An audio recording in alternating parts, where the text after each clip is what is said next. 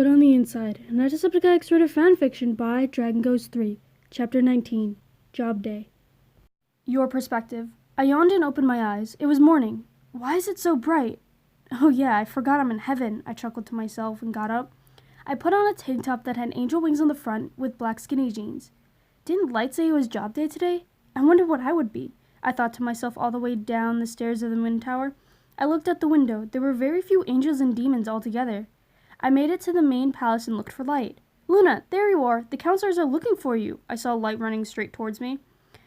Am I not going out there? I pointed to the outside where everyone else was. No. Since you were brought by me, you have to go through a special place. Light walked to a large door that had golden wings and demon horns.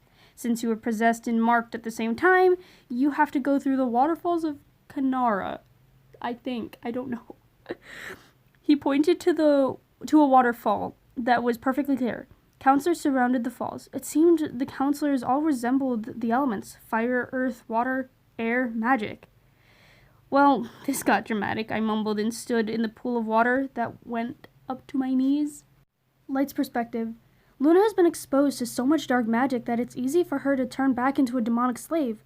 She has to walk through the falls with her wings out to complete the ritual. I just don't want her to hurt anyone, especially when Auntie returns back to hell. I watched Luna open her wings and started walking towards the falls. She closed her eyes and went through. Her wings turned from gray to white, and her body was armored with red and gold. She had a bow and arrows on her back. This could mean only one thing. What the heck? I heard Luna shout. She opened her eyes wide. The councilman looked and nodded. I walked to Luna and spoke in a serious tone. Luna, this is who you are. This is your job. You are a warrior. Your perspective. I'm a who and a what now? I couldn't believe what I was hearing. I'm a warrior? I thought angels were peaceful. You are strong, athletic, and bold, but yet kind and gentle. I heard one of the council members speak. You are quick and know how to outsmart your opponent at its best. The water counselor spoke. Why do you need warriors in heaven? Isn't this a peace place? I said, trying to get out of the water with all the armor on. The demons sometimes get a little bloodthirsty, so they attack the main temple, which is where the king lives. The air counselor walked over to me and handed me an amulet. This will help you control your full warrior appearance. As I put on the necklace, my armor started to fade away. Oh, thank goodness! It was getting irritating. I looked at my normal clothes. My wings were still white, though. Now, you may go outside, but keep that amulet on, Light said, smiling, and walked me out of the room. We both parted ways. I went down the hallway to the outside pavilion. Daniel was tuning his guitar, sitting on the bench that we sat on last night. I was so excited to tell him I was a warrior. Just an author's note from the person. This is what you're supposed to look like. Yeah. Hey, Daniel, I shouted while skipping across the grass. Hey, Luna, did you get your job? Daniel put down his guitar and stood up. I whispered in his ear, I'm a warrior. I squealed and jumped up and down.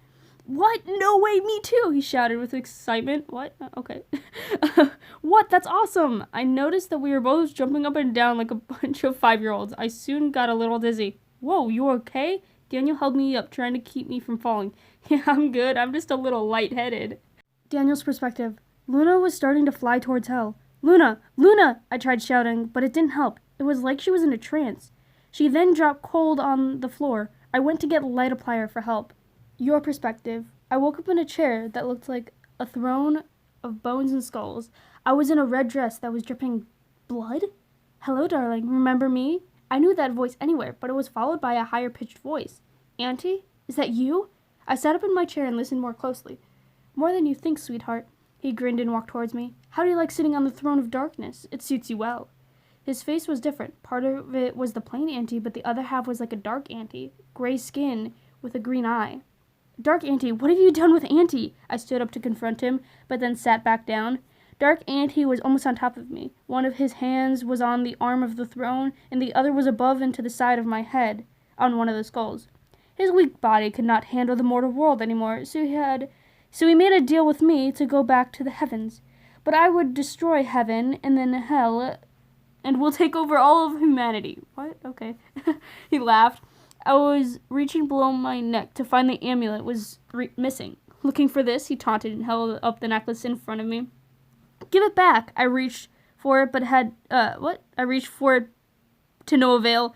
I started to hear Light's voice screaming and shouting. Dark Auntie kissed me on the forehead and gave me back my amulet. Bye-bye, love. He grinned and turned around, headed back to hell. He spread his bat-like wings and flew off. Luna! I woke up in a room with tons of people. The first person is Light, then Daniel. Oh, thank goodness you're alive, Daniel hugged me. Aren't I already dead? I asked with confusion. I looked at my clothes. They were back to normal. I sighed in relief. What did Dark Auntie want? Why did he want to take over hell?